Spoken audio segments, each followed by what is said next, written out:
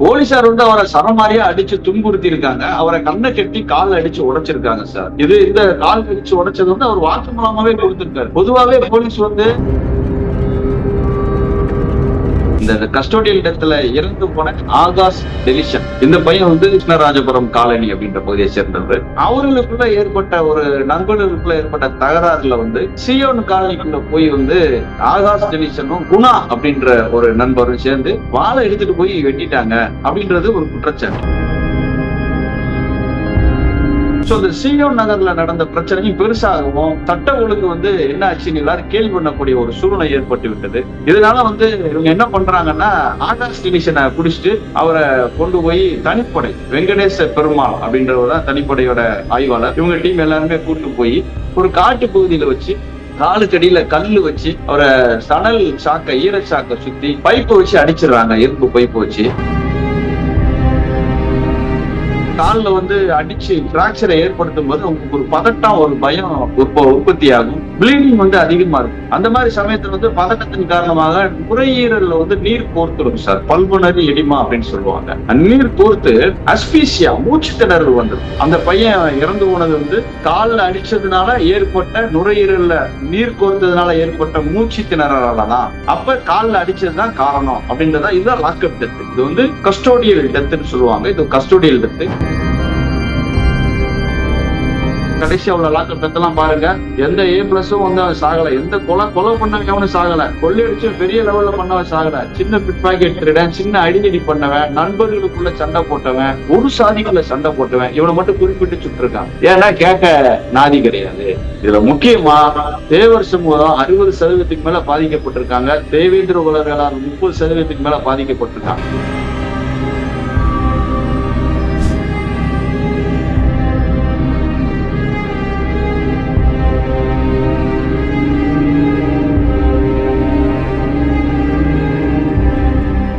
Real one நேயர்களுக்கு வணக்கம். இன்று நம்முடன் இணைகிறார் நேதாஜி சுபாஷ் சேனை கட்சியின் தலைவரும் வழக்கறிஞருமான டாக்டர் மகாராஜன் அவர்கள். வணக்கம் சார். வணக்கம் சார். கஸ்டோடியல் டெத்தில் அஜித்குமார் மரணத்தையே நம்ம இன்னும் ஏற்க முடியாத தருணத்துல இருக்கிறோம். அதுக்குள்ள பார்த்தீங்கன்னா ஆகாஷ் என்கிற இளைஞர் கஸ்டோடியல் டெத்தில் இறந்திருக்காரு. என்ன சம்பவத்துக்காக இவரை கைது பண்ணியிருக்காங்க? எதனால இந்த லாக்அப் டெத் நடந்திருக்கு சார்? இந்த பசங்க எல்லாருமே வந்து மானாமதுரை பகுதியை சேர்ந்தவர்கள் சார். இந்த கஸ்டோடியல் டெத்ல இறந்து போன ஆகாஷ் டெலிஷன், இந்த பையன் வந்து கிருஷ்ணராஜபுரம் அப்படின்ற பகுதியை சேர்ந்தவர். கிருஷ்ணராஜபுரம் காலனி அப்படின்ற பகுதியை சேர்ந்தவர். அந்த இவங்களும் அந்த சியோன் காலனியின் பக்கத்துல இருக்கு. அந்த சியோன் காலனி எல்லாருமே வந்து அங்க இருக்கக்கூடிய சிலரும் நண்பர்கள். அவர்களுக்குள்ள ஏற்பட்ட தகராறுல வந்து சியோன் காலனிக்குள்ள போய் வந்து ஆகாஷ் டெலிஷனும் குணா அப்படின்ற ஒரு நண்பரும் சேர்ந்து வாள் எடுத்து வெட்டிட்டாங்க. அந்த பகுதியில பொதுவாக சிவகங்கை மாவட்டத்துல வந்து மத்த ஊர்ல வந்து அருவா கலாச்சாரம்னா இங்க வாள் கலாச்சாரம். இங்க வாள் இல்லாத வீடே இருக்காது. வாளை எடுத்துட்டு போய் வெட்டிட்டாங்க அப்படின்றது ஒரு குற்றச்சாட்டு. அப்படி இருக்கும்போது இது என்ன ஆகுது அப்படின்னு பாத்தீங்கன்னா, ஏற்கனவே போன வாரத்துல திருநெல்வேலியில வந்து நாங்குநேரி பெரும்பத்து பிரச்சனை வந்து ரொம்ப பெரிய பிரச்சனையா ஓடிட்டு இருந்தது. அதை அக்யூஸ்ட் அரெஸ்ட் பண்ணி முடிச்சாங்க. அதுக்கடுத்தது வந்து இடைக்காட்டூர்ல ஒரு சம்பவம், அங்கேயும் இப்படிதான் ஊருக்குள்ள இறங்கி வெட்டிட்டாங்கன்னு அது ஒரு பெரிய பிரச்சனையா போயிட்டு இருந்தது. ஒரு தமிழக காவல்துறைக்கு தலைமையை ஏற்படுத்துற மாதிரி தொடர்ந்து இந்த பிரச்சனை வந்ததுனால காவல்துறை மத்தியில ஒரு பெரிய பதட்டம், டென்ஷன் இருந்துட்டே இருந்தது. இந்த சியோன் நகர்ல நடந்த பிரச்சனையும் பெருசாகவும் சட்ட ஒழுங்கு வந்து என்ன ஆச்சுன்னு எல்லாரும் கேள்வி பண்ணக்கூடிய ஒரு சூழ்நிலை ஏற்பட்டு விட்டது. இதனால வந்து இவங்க என்ன பண்றாங்கன்னா, ஆகாஷ் டெலிஷனை பிடிச்சிட்டு அவரை கொண்டு போய் தனிப்படை வெங்கடேச பெருமாள் அப்படின்றவர் தான் தனிப்படையோட ஆய்வாளர். இவங்க டீம் எல்லாருமே கூட்டு போய் ஒரு காட்டு பகுதியில வச்சு காலுக்கடியில கல்லு வச்சு அவரை சணல் சாக்க ஈரச்சாக்க சுத்தி பைப்பை வச்சு அடிச்சிடுறாங்க. இரும்பு பைப்பு வச்சு அடிச்சதுல வந்து அந்த பையன் வந்து மேஜிஸ்ட்ரேட்டே வாக்குமூலம் கொடுத்ததா சொல்றாங்க. அவனுக்கு வந்து மானாமதுரை ஆஸ்பத்திரியில சேர்க்கிறாங்க. அவங்க சிவகங்கை ஆஸ்பத்திரியில அங்க வந்து அவனுக்கு சரியான ட்ரீட்மெண்ட், மேல் சிகிச்சை தேவைப்படுகிறது. உடனே மதுரையை கொண்டு வர்றாங்க. மதுரைக்கு கொண்டு வந்தோடனே அந்த பையன் வந்து இறந்து போயிடுறான். பொதுவா இந்த மாதிரி கேஸ்ல எப்படி இருக்குன்னு பாத்தீங்கன்னா, ஒருத்தர் காலில் வந்து அடிச்சு பிராக்சரை ஏற்படுத்தும் போது உங்களுக்கு ஒரு பதட்டம், ஒரு பயம் உற்பத்தி ஆகும். பிளீடிங் வந்து அதிகமா இருக்கும். அந்த மாதிரி சமயத்துல வந்து பதட்டத்தின் காரணமாக நுரையீரல்ல வந்து நீர் கோர்த்துடும் சார். பல்மனரி எடிமா அப்படின்னு சொல்லுவாங்க. நீர் கோர்த்து அஸ்பீசியா, மூச்சு திணறல் வந்துடும்.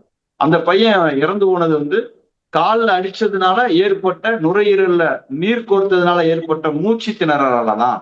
அப்ப காலில் அடிச்சதுதான் காரணம் அப்படின்றதா. இதுதான் லாக்அப் டெத். இது வந்து கஸ்டோடியல் டெத்துன்னு சொல்லுவாங்க. இது கஸ்டோடியல் டெத்து.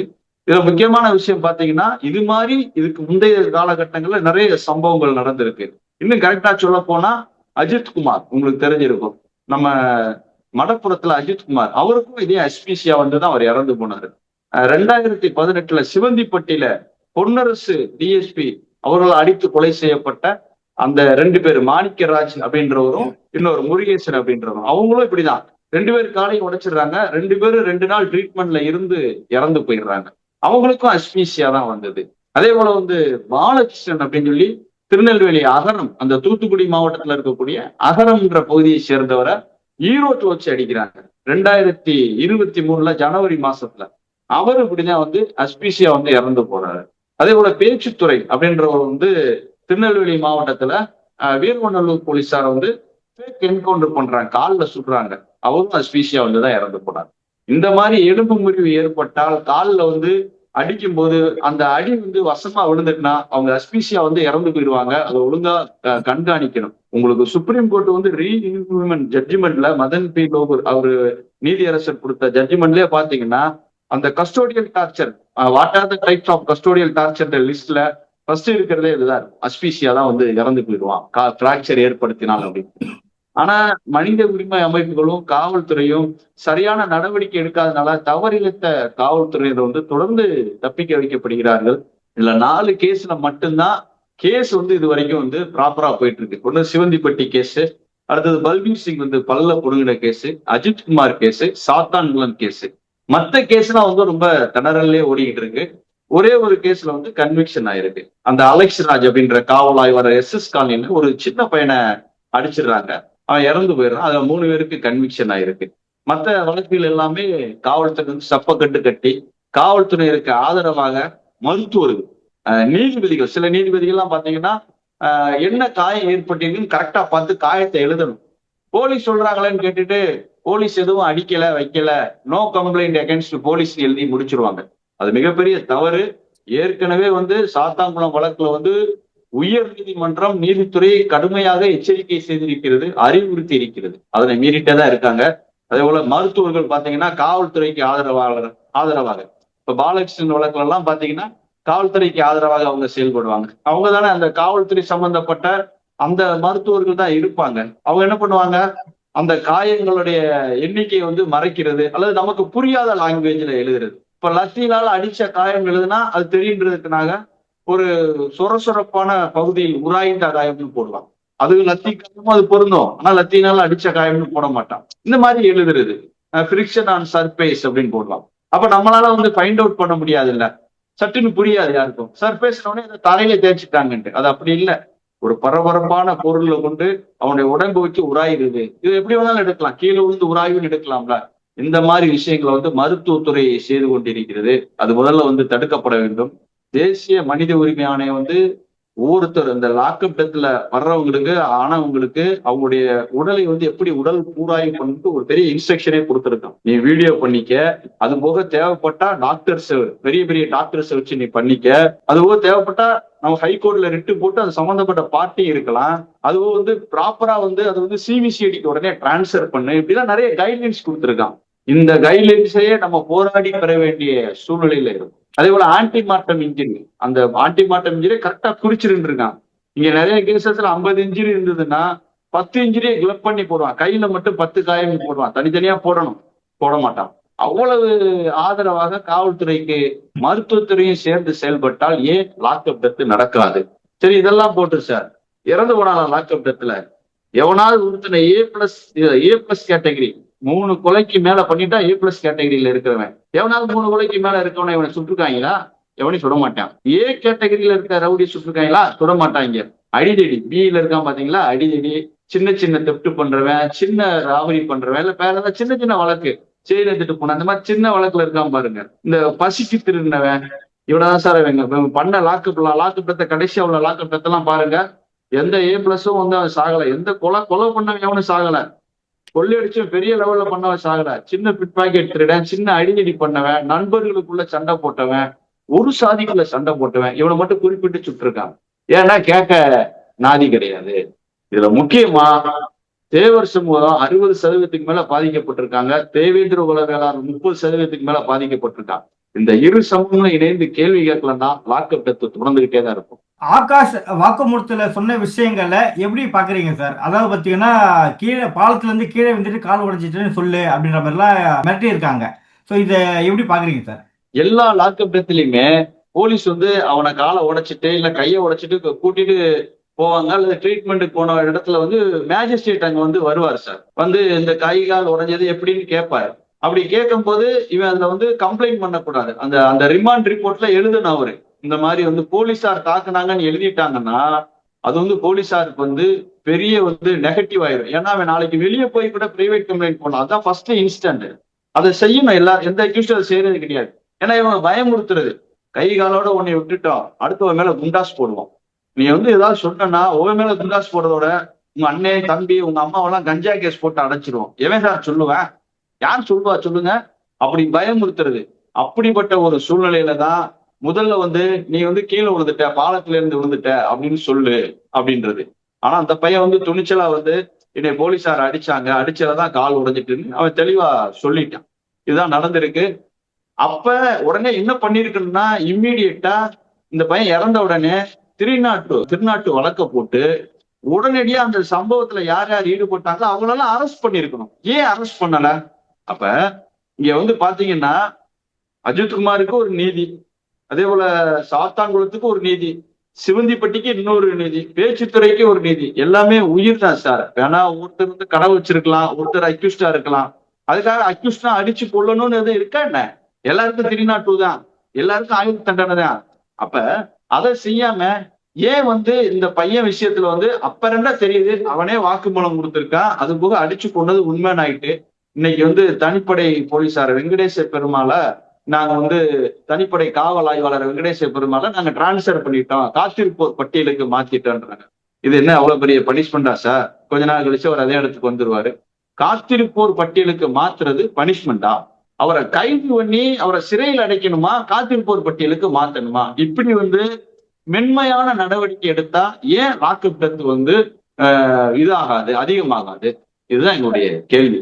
ஆகாஷ்க்கு என்னென்ன டார்ச்சர் கொடுக்கப்பட்டதுன்னு வாக்குமூலத்தை சொல்லியிருக்கா சார்? இது மட்டும் தானே, இல்ல வேற என்ன விஷயங்கள் ஏதாவது குறிப்பிட்டிருக்காரா சார்? போலீசார் வந்து அவரை சரமாரியா அடிச்சு துன்புறுத்தி இருக்காங்க. அவரை கண்ணை கட்டி கால் அடிச்சு உடைச்சிருக்காங்க சார். இந்த கால் அடிச்சு உடைச்சது வந்து அவர் வாக்குமூலமாவே கொடுத்திருக்காரு. பொதுவாவே போலீஸ் வந்து பிடிச்சிட்டு போனவங்களை சித்திரவதைப்படுத்துறது, கண்ணை கட்டி காலை உடைக்கிறதுலாம் இந்த தனிப்படை போலீஸ்னு ஒண்ணு இருக்கு. தனிப்படையை நீக்க சொல்லி இவர் சொல்லிட்டார். டிஜிபி லாஸ்டா இருந்தவர் அந்த அஜித்குமார் வழக்கோட நீக்க சொல்லிட்டாரு. எந்த ஊர்ல தனிப்படையை எடுத்திருக்காங்க? இப்ப என்ன பண்ணிட்டாங்கன்னா தனிப்படையில இருக்கவங்க எல்லாத்தையுமே அந்த ஓசி அந்த விங்க் இருக்கு பாத்தீங்களா, ரவுடி ஸ்குவாடு, அந்த மத அல்லது ஜாதி அடிப்படையில கண்காணிக்கக்கூடிய ஸ்பெஷல் டீமு, அல்லது வந்து இந்த குழந்தைகளுக்கு எதிரான குற்றத்தடுப்பு பிரிவு, இந்த மாதிரி இதுல வந்து ஏன்னா யூனிஃபார்ம் போட தேவையில்ல, அதுல இவங்களை இது பண்றது தனிப்படை அங்க கொண்டு போய் வச்சுட்டாங்க சார். முன்னாடி ஸ்டேஷன்ல ஒரு போலீஸ் எடுத்து தனிப்படையா ஃபார்ம் பண்ணி வச்சிருந்தாங்க. SP special team, DSP special team அப்படிலாம் வச்சிருந்தாங்க. இப்ப என்ன பண்றாங்கன்னா இவங்க அதே தனிப்படை இருக்கும், ஆனா அவங்க வேலை பார்க்கறத பார்த்தா ரவுடி ஸ்குவாட்டா இருப்பா. கேட்டா நான் தனிப்படை கிடையாதுமா, பேர் மட்டும் இருக்காது. அப்ப இது என்ன வகையில இது நியாயம்? ஆடாலியே ஒழுங்கன்னாங்க, இன்னைக்கு வரைக்கும் ஆடாலி நடைமுறை நடந்துட்டு இருக்கு. தனிப்படையே ஒழுங்கன்னு சொன்னாங்க, தனிப்படைன்ற பேர் தான் இல்லையே தவிர தனிப்படை இயங்கிக்கிட்டே தான் இருக்கு. அப்ப இந்த இதுல தனிப்படை வச்சாங்கல்ல, அப்ப மேலதிகாரி மேலே நடவடிக்கை எடுக்க வேண்டிய சூழ்நிலை இருக்கிறது. யார் இதுக்கு காரணம்? இந்த உயிர் போயிட்டு யாரு காரணம்? இதுதான் நாங்க வந்து வன்மையா கண்டிக்கிறோம். நீங்க கவர்மெண்ட் சொல்றது எல்லாமே வந்து பேச்சளவுல ஏட்டளவுல தான் இருக்கே தவிர நடைமுறையில வந்து அதை அவங்க கொண்டு வரவே இல்லை. 4 நாளா போராடிட்டு இருக்கான் சார். 4 நாளா ரோட்டை மறிச்சு போராடிட்டு இருக்கான். மக்களுடைய அவன் ஓட்டு போட்ட மக்களுடைய அவங்களுடைய எண்ணங்களுக்கு மதிப்பளிக்க வேண்டியது அரசாங்கத்தோட கடமை. அதை ஏன் இவங்க செய்ய மாட்டேன்றாங்க? அவங்க சொல்றாங்க 4 நாளா போராடுறாங்க, பப்ளிக் டிஸ்டர்பன்ஸ் வருதுன்ட்டு. அந்த போராட்டத்துக்கு யார் காரணம்? போலீஸ் தானே. ஒரு நிமிஷத்துல எஃப்ஐஆர் போட்டு அரெஸ்ட் பண்ணா வேலை முடிஞ்சுப்பா. அவன் போராட்டக்காரன் அவன் வேலையை பார்த்துட்டு போறேன். அதை விட்டுட்டு 4 நாளா போய் போராடிட்டு இருக்கான். இன்னைக்கு ஒரு தகவல், இந்த கோர்ட்ல ஏற்கனவே சொல்லியிருந்தாங்க, ரோட்டை வந்து மறிச்சு வந்து போராடாதீங்க, ரோட்டை மறிச்சு போராடுறதுக்கு பதிலாக பழைய பஸ் ஸ்டாண்ட், மானாமதுரை பழைய பஸ் ஸ்டாண்ட்ல போய் போராடுங்க, போராட்டம் உங்களுடைய உரிமை தான், அதை மறுக்க முடியாது, நீங்க அங்க போய் போராடுங்கன்னாங்க. இதே போல இதுக்கு எதிராக நேற்று நைட்டு பாத்தீங்கன்னா தேவர் சமூகத்தை சேர்ந்தவர்கள் சில பேர் வந்து இந்த மாதிரி ரோட்டை மறிச்சு போராடுறாங்க, அதனால மக்கள் பாதிக்கப்படுறாங்க, இவங்க போராட்டத்தை வந்து நிறுத்தலாம்னா நாங்களும் போராடுவோம் அப்படின்ற மாதிரி ஒரு தகவலை வெளியே வந்தது. ஒரு டிவில நானும் பார்த்தேன். உண்மையிலே சொல்றேன் சார், தேவர் சமூகத்தை சேர்ந்தவர்கள் தயவு செய்து இதுல தலையிடாதீங்க. அது அவருடைய உரிமை. அது உங்களால சப்போர்ட் பண்ண முடிஞ்சா பண்ணுங்க. நமக்கு நம்ம சமூகத்துல ஒருத்தர் இறந்துட்டா நம்ம விடுவோமா சார்? அவர் துணிஞ்சு போராடணும்னு விடுங்க சார். ஒன்னும் பெரிய 4 நாள் நம்ம போடலாம், ஒன்னும் ஆக போறது கிடையாது. மத்த சமூகம் யாராவது கேள்வி கேட்கறேன்னா நீங்க ஏன் தேவையில்லாத வகை இழுக்கிறீங்க, இது வேணாம், அதை விட்டுருங்க. அதே சமயத்துல உங்களால முடிஞ்சா அவங்களுக்கு ஆதரவு கொடுங்க. நீங்க மட்டும் நம்ம சமூகத்துல ஒருத்தனை கொண்டுட்டான்னு வைங்க, எல்லாருக்குமே போராடி இருக்கும். துறையில இருந்து கொம்பன் ஜெகன்ல இருந்து பேச்சு துறையில இருந்து கிட்டப்பால எல்லாருக்கும் போராடி இருக்கோம். எல்லாருமே தானே வளர்ச்சி இருக்கு. இந்த பையனை நம்ம அந்த மாதிரி சித்தரிக்க கூடாது. அது தவறான விஷயம். போராட்டத்துக்கு மதிப்பு கொடுக்க வேண்டும். இந்த விஷயத்துல தேவர் சமூகம் தேவேந்திர குல மக்களுக்கு ஆதரவாக இருக்க வேண்டும். அதுதான் அறம். அதை செய்யணும். நான் அந்த போராட்டத்தை கலந்துக்கலான் இருக்கேன் சார். அதே போல அந்த போராட்டக்காரர்களுக்கு நம்முடைய வேண்டுகோள் என்னன்னா, தயவுசெய்து ரோட்டை மறிச்சு பொதுமக்களுக்கு தொல்லை கொடுக்க வேண்டாம். நீங்க ஒரு பொதுவான இடத்துல ஒரு நம்ம அவங்க புது பஸ் ஸ்டாண்ட் சொல்லியிருக்காங்க, அது ஒரு வாரமா போராட்டத்தை கண்டினியூ பண்ணுங்க. கைது செய்யற வரைக்கும் விடாதீங்க. நிவாரணம் அஜித்குமாருக்கு வந்து 40 லட்ச ரூபாய் நிவாரணம் கோர்ட்டு கொடுக்க சொல்லிச்சு. அதே போல இந்த பையனுக்கு 50 லட்ச ரூபா 40 லட்ச ரூபாய் நிவாரணம் வர்ற வரைக்கும் நீங்க விடாதீங்க. அஜித்குமார் வழக்குல அவருடைய தம்பிக்கு வேலை கொடுத்தாங்க.